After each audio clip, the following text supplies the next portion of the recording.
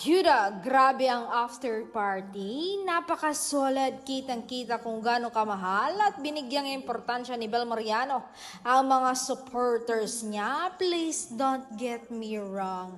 9,500, but the price of that platinum ticket is nothing compared to the experienced lineup of amazing artists and performances sa Believe the Birthday Concert. Believe the concert pa lang is so worth it.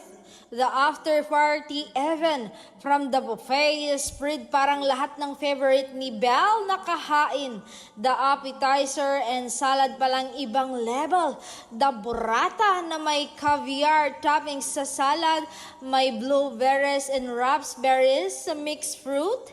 And take note, hindi managed buffet. Kahit ilang slab ng salmon ilagay mo sa plate mo ay carry bells hanggang sa games at experience na makachit-chat mo si Belinda at ibang co-supporters. Grabe yung experience na hindi fan ang treatment sa iyo ni Belinda but someone who is genuinely valued by her.